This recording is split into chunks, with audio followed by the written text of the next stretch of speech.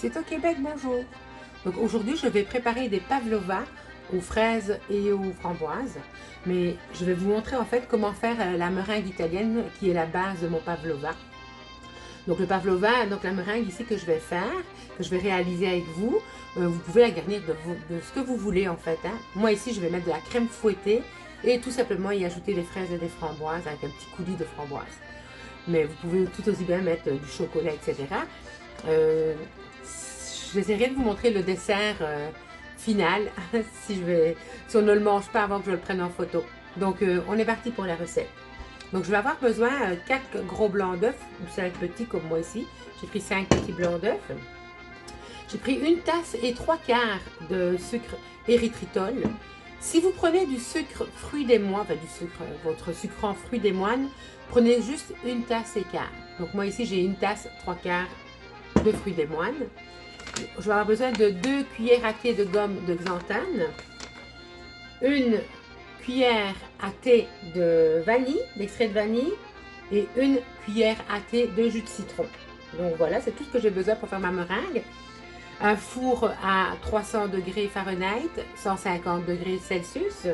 Je vais avoir besoin évidemment de fou électrique pour monter mes blancs en neige et d'une poche à douille pour faire des cercles sur une plaque sur laquelle je vais avoir mis un papier parchemin. Donc on est parti pour la recette.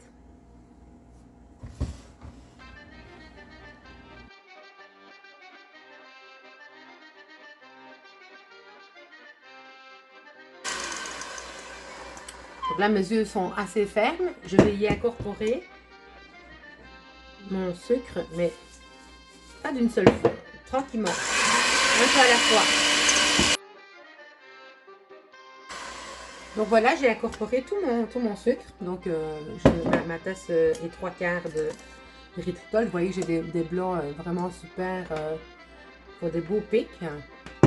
Donc là, je vais y rajouter tout en mélangeant. Je vais y ajouter ma vanille, mon jus de citron et puis 2 cuillères à thé de gomme xanthane.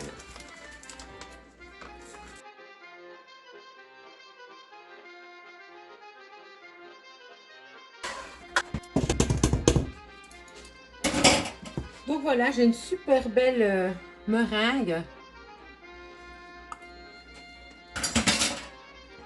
Voici. Je vais la mettre dans ma poche à douille et on va tracer des cercles sur une plaque avec un papier parchemin.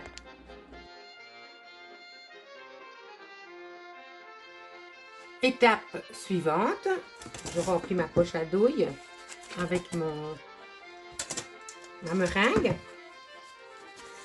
Elle est super belle. Waouh! J'espère que le résultat va être beau.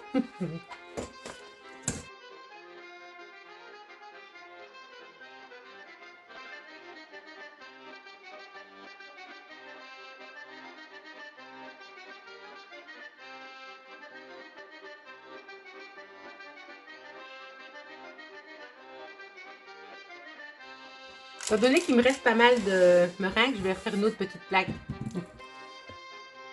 Avec mon surplus de meringue, étant donné que moi pour mon repas, mon dessert ce soir, je vais avoir assez avec mes cercles qui sont là, j'ai décidé de faire des petites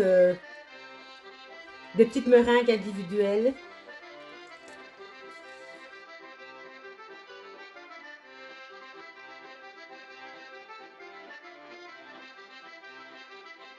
Donc voilà, je termine. Je vais enfourner mes meringues dans un four à 300 degrés Fahrenheit, 150 degrés Celsius pour plus ou moins 1 heure de temps. Après ça, je vais éteindre le four et je vais laisser refroidir mes meringues dans le four. Donc voici le résultat, garni de crème fouettée, de fraises et de framboises. Bon appétit!